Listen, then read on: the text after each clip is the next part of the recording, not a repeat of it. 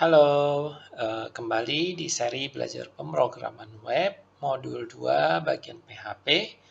Di video ke-9 modul 2 ini kita akan belajar mengenai fungsi atau function di dalam pemrograman PHP. Fungsi atau function ini merupakan sekumpulan statement atau kode yang sudah kita desain untuk menjalankan perintah-perintah tertentu dan bisa kita panggil secara berulang-ulang.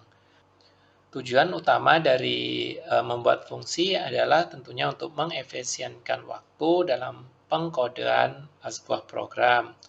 Oke, kita langsung saja mempraktekkan bagaimana membuat sebuah fungsi dalam bahasa pemrograman PHP. Kita langsung buka Visual Studio Code-nya di New Window.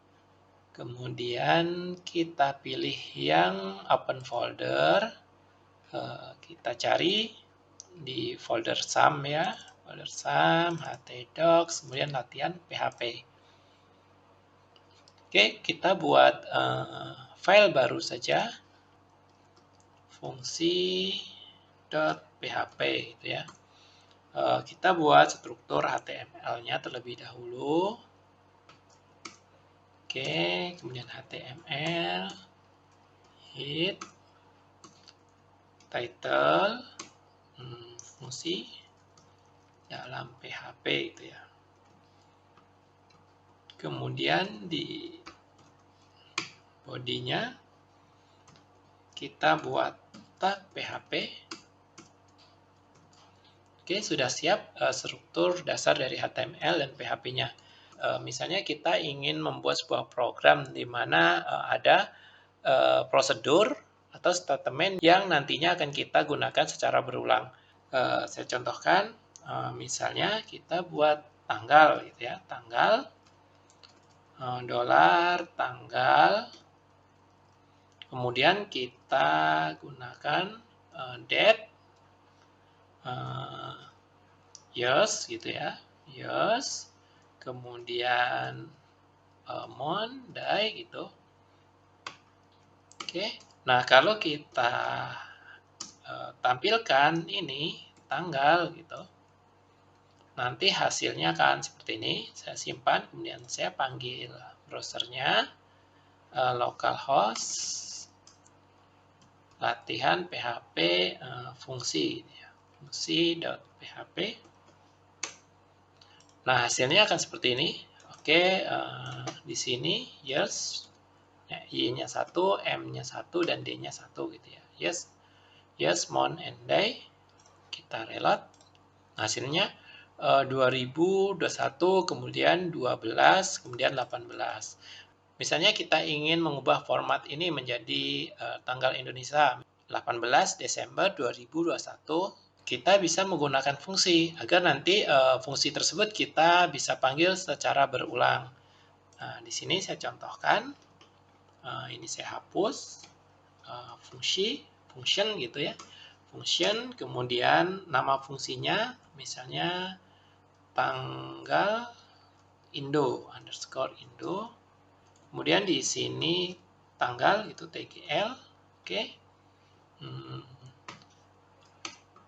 Nah, ini adalah kode untuk membuat fungsi. Jadi fungsi, kemudian tanggal, ini nama fungsinya, ini boleh diubah-ubah. Kemudian ini adalah data yang nanti akan disertakan.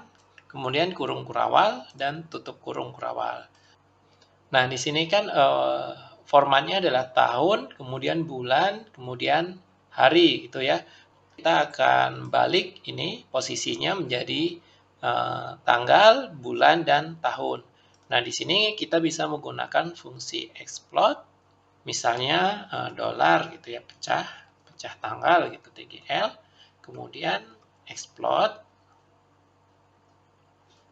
ini explode, kemudian separatornya, di sini kan strip, kita akan memecah ini berdasarkan simbol strip gitu.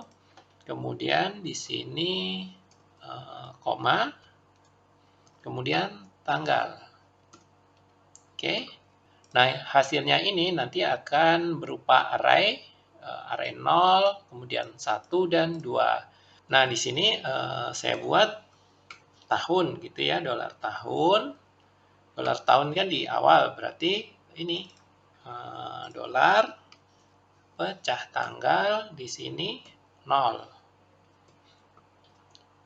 Artinya variabel tahun ini diisi dengan array ke 0. Kemudian kita buat bulan sama dengan pecah tanggal, kemudian bulan kan di tengah berarti 1 itu ya. Oke. Kemudian tanggal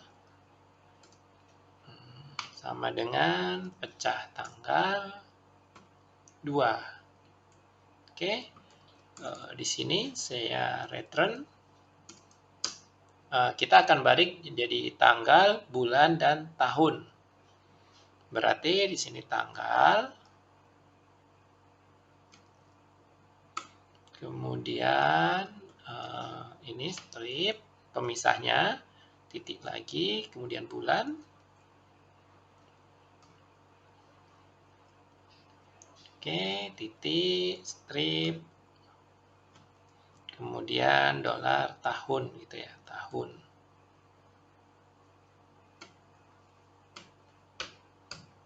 Oke, kalau kita panggil fungsi ini, misalnya kita ingin memanggil ini, kita tinggal di sini echo, kemudian kita panggil nama fungsinya, yaitu tanggal Indo. Tanggal Indo, kemudian datanya adalah tanggal, kita ingin menampilkan tanggal ini di sini. Kemudian, oke, titik, koma. Kita coba panggil. Nah, sudah. Prosesnya sudah terbalik ya, 18, 12, 2001. Nah, nanti di sini bisa kita panggil berulang, misalnya echo lagi ya. Di sini saya BR dulu biar ke bawah, kemudian tanggal lagi. Tanggal underscore Indo. Nah, di sini tanggal gitu. Kalau kita reload, nah kita tidak perlu menuliskan ini berulang kali, tetapi cukup kita panggil fungsinya. Nah, di sini juga di tanggal ini kita juga bisa membuat fungsi lagi. Misalnya kita ingin buat bulannya ini dalam bentuk bulan gitu ya. Misalnya Januari, Februari gitu. Kita bisa membuat fungsi lagi di sini. Misalnya fungsi bulan. Bulan Indo gitu ya. Kemudian bulan. Oke, seperti ini. Kemudian kita buat di sini percabangan. If misalnya dolar bulan sama dengan 1. Oke, atau or, kita tambahkan or di sini dolar bulan di sini 01. Nah, seperti ini. Maka di sini return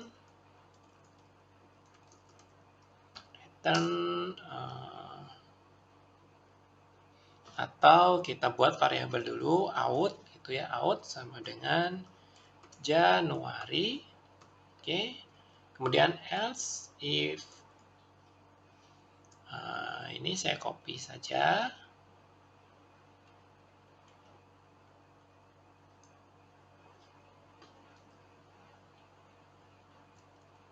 Oke, saya copy seperti ini.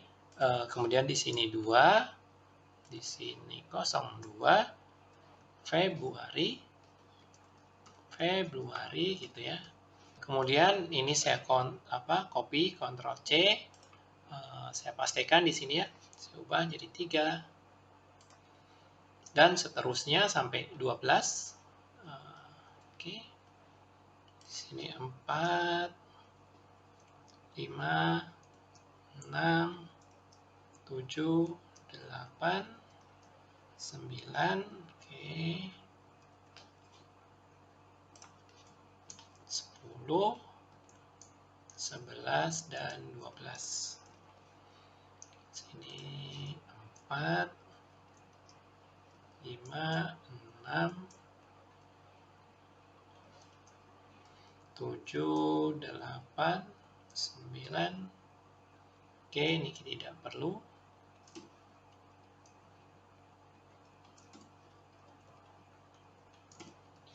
Kemudian Januari, Februari, Maret, April, Mei, Juni, Juli, Agustus, September, Oktober, kemudian November dan Desember.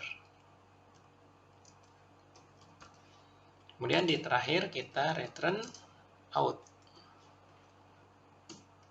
Oke. Nah, nanti ini bisa kita panggil juga di sini. Copy ya, bulan Indo saya copy, bulannya di sini. Tuh. Kemudian, nah seperti ini. Kalau kita jalankan, ini saya reload. Nah, jadinya 18 Desember 2021. Ininya saya hapus saja. Nah, saya ubah menjadi spasi gitu ya. Nah, ini jadi 18 Desember 2001. Nah, ini adalah contoh penggunaan fungsi. Jadi, fungsi ini biasanya digunakan untuk memudahkan programmer dalam membuat prosedur yang berulang. Di sini misalnya tanggal Indo tadi digunakan secara berulang, misalnya kan. Kita hanya perlu menuliskan kodenya sekali, kita buat fungsinya, dan kita bisa panggil berulang-ulang. Oke, ini adalah contoh membuat fungsi. Saya rasa cukup, dan terima kasih.